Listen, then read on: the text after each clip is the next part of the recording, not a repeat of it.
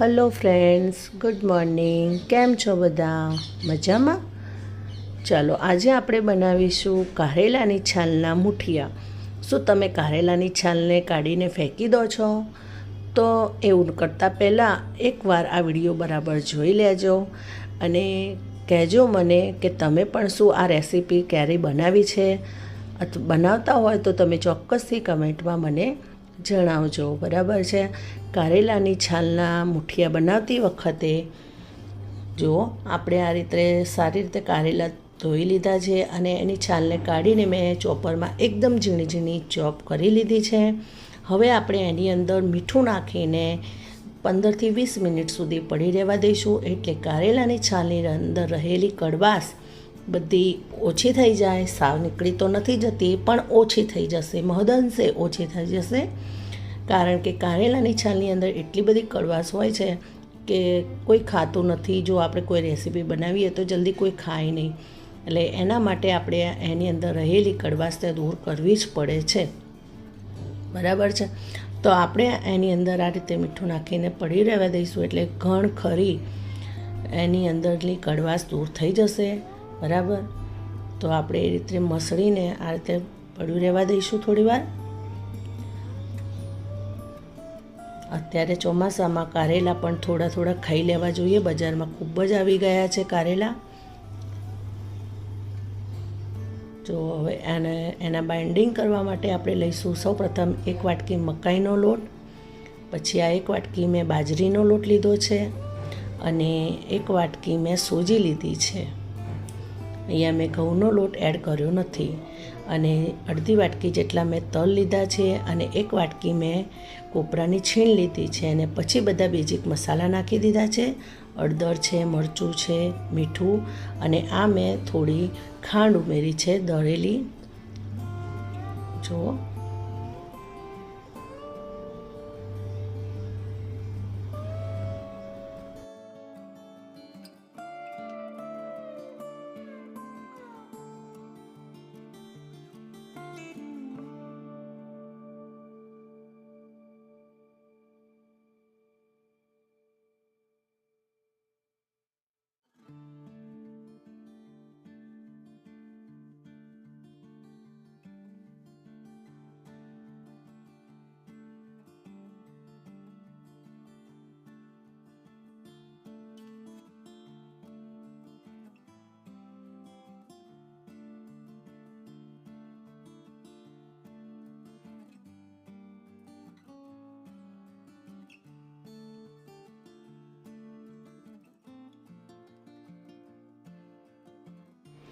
બધા મસાલા આપણા એડ થઈ ગયા છે. હવે ખટાશ માટે મેં લીંબુ લઈ લીધા છે, 2 લીંબુ લીધા છે. એની ખટાશ તો આપણે જરૂર જ છે, તો આપણે એનો રસ અંદર નાખી દઈશું.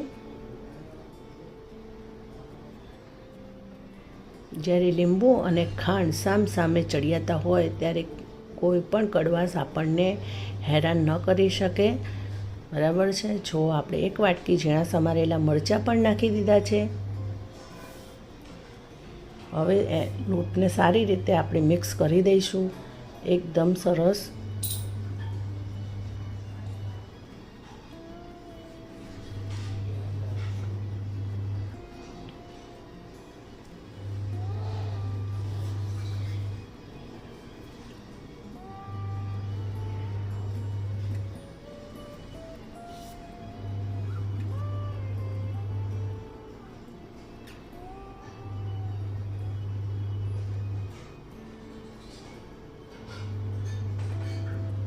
તો લોટ આપણો સારી રીતે મિક્સ થઈ ગયો છે. હવે આપણે એની અંદર 2 ડોકલે જેટલું મોણ નાખીશું.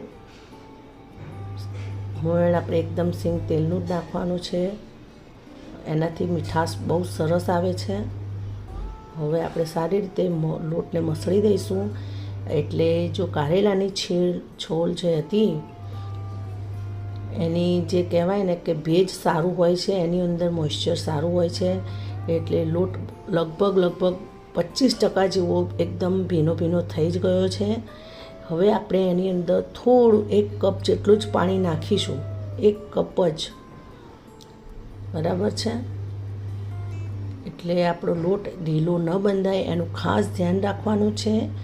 આ ભાખરી કરતાં સાધારણ જ ઢીલો લોટ રાખવાનો છે. ભાખરીનો લોટ તમે જે બાંધતા હોય એના કરતાં થોડો ઢીલો રાખવાનો છે, બરાબર છે. રોટલી જેવો લોટ નથી બાંધવાનો અને ઢીલો ન થઈ જાય એનું ખાસ ધ્યાન રાખવાનું છે. એટલે પાણી નાખતી વખતે તમારે ધ્યાન રાખવાનું છે કે ધીમે ધીમે પાણી નાખો, બરાબર. જો આપણો લોટ સરસ બંધાઈ ગયો છે. હવે એના મુઠિયા આપણે બનાવીશું. તો આપણા બંને હાથની હથેળીઓ પર તેલ સારી રીતે લગાવીને આ રીતે મુઠિયા વાળતા જઈશું. જુઓ, આ એકદમ સરસ મુઠિયું તૈયાર થયું છે. બાઇન્ડિંગ મસ્ત થયું છે લોટનું. આમાં મેં મકાઈનો લોટ, બાજરીનો લોટ અને સોજીનો ઉપયોગ કરેલો છે. સોજીના કરકરાપણાથી બહુ સ્વાદિષ્ટ આવે છે.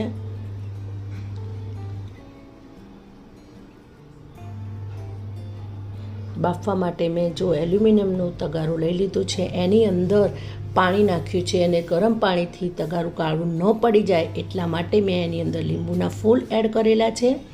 તમે પણ આ રીતે ચોક્કસથી કરજો, કે કારણ કે તમારું જે એલ્યુમિનિયમનું વાસણ હોય, તપેલું હોય કે આવી રીતે કોઈ તગારું હોય તો એ કાળું ન પડી જાય, બરાબર છે. જો હવે આપણે એની ઉપર કાણાવાળું છીબું મૂકીશું અને છીબા ઉપર આપણે તેલ ગ્રીસ કરી દઈશું. આ રીતે તેલ ચોપડી દઈશું. એનાથી આપણા મુઠિયા ગોઠવીશું તો મુઠિયા છીબા ઉપર ચોંટી ન જાય, એ ઇઝીલી ત્યાંથી દૂર થઈ જશે. હવે આપણે બધા જ મુઠિયાને આપણા છીબા ઉપર ગોઠવી દઈશું સરસ રીતે.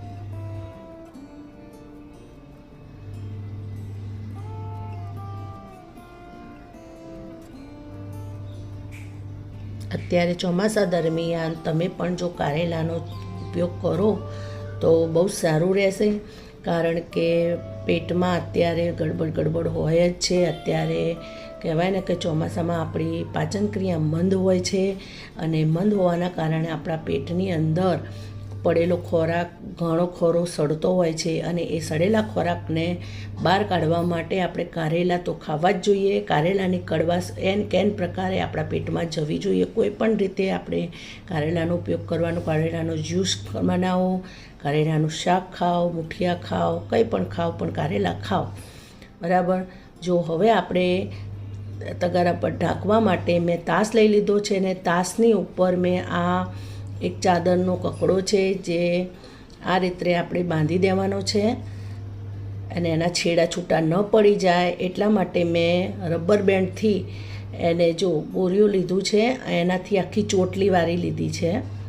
આ ચોટલીના લીધે આપણને એ ઉઠાવવામાં પણ સરળતા રહેશે અને છેડા પણ છૂટી નહીં જાય અને એનો નીચેનો ભાગ એકદમ ટાઈટ રહેશે, એટલે મુઠિયાને ચીપકશે પણ નહીં. આ રીતે તમે ઢોકળા અને ખમણ બનાવો ત્યારે પણ આ રીતે કરી શકો છો. તો હવે આપણે એની ઉપર ખલ ઢાંકી દઈશું. કોઈ વજનદાર ખલ, પથ્થર કંઈ પણ ઢાંકી શકીએ. મારી પાસે વેસ્ટ ખલ પડ્યો છે એટલે હું વેસ્ટ ખલનો ઉપયોગ કરું છું એને ઢાંકવા માટે, એટલે ખાડામાં આ ચોટલી અંદર જતી રહેશે.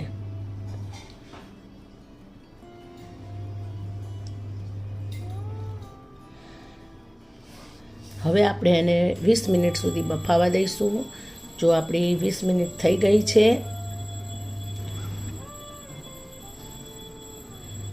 મુઠિયા આપણે ચેક કરીશું, ચખ્ખું નાખશું અને જો એની ઉપર ચીપકે નહીં એટલે થઈ જાય કહેવાય. બેસન કાચું ન હોય તો એ બિલકુલ ચોંટતું નથી. અને આ રીતે જોવાનું, જો થોડું મસળશો હાથમાં એટલે એક ગોળ ગોળ ગોળી વળી જશે, બિલકુલ ચોંટતી નથી હાથમાં, એટલે આપણા મુઠિયા તૈયાર થઈ ગયા છે. હવે આપણે મુઠિયાને સરસ નાના નાના પીસમાં કાપી દઈશું.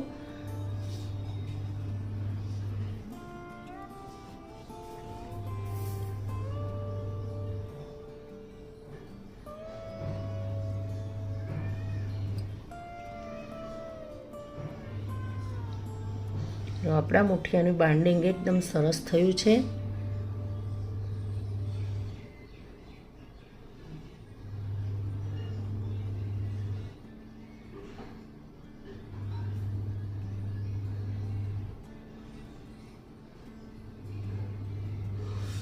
કારેલાની છાલના ભજીયા પણ બનાવી શકાય છે. એ ભજીયાની રેસીપી પણ હું તમારી સાથે ચોક્કસથી શેર કરીશ. જો આપણું તેલ થઈ ગયું છે અને હવે આપણે મુઠિયા વઘારીશું. હવે આપણે તેલમાં રાઈ નાખીશું. રાઈ ફૂટે એટલે જીરું નાખીશું, હિંગ નાખીશું અને વઘારમાં જ મેં થોડા તલ પણ નાખ્યા છે. કારણ કે વઘારમાં જ્યારે તલ એકદમ કહેવાય ને કે ક્રિસ્પી થઈ જાય છે એટલે મુઠિયાનો સ્વાદ બહુ સરસ આવે છે. મુઠિયા ખાતી વખતે જ્યારે તમારા મોઢામાં તલ આવશે ત્યારે તમને એક મુઠિયા ખાવાની બહુ જ મજા પડશે.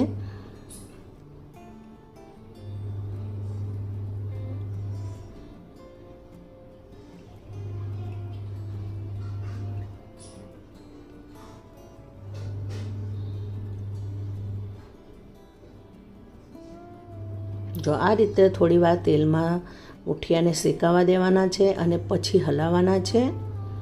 હવે આપણે એને હલાવીશું થોડી વાર એટલે સરસ બધું તેલ ને મસાલા એકદમ મિક્સ થઈ જશે અને પછી આપણે એની ઉપર કોથમીર નાખીને ગાર્નિશ કરીશું.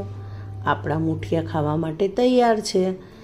અને આ મુઠિયા ખાધા પછી કોઈ એવું નહીં કે આ કારેલાના મુઠિયા છે. એટલા સ્વાદિષ્ટ અને ટેસ્ટી બન્યા છે આ મુઠિયા. ચોક્કસથી તમે પણ આ રેસીપી ટ્રાય કરજો અને તમારા સ્નેહીજનો સાથે શેર પણ કરજો. વિડીયોને લાઈક કરજો, બરાબર છે, અને ચેનલ પર નવા હોય તો સબસ્ક્રાઈબ પણ કરી જ દેજો. આવજો. જય Shri Krishna. Have a good day.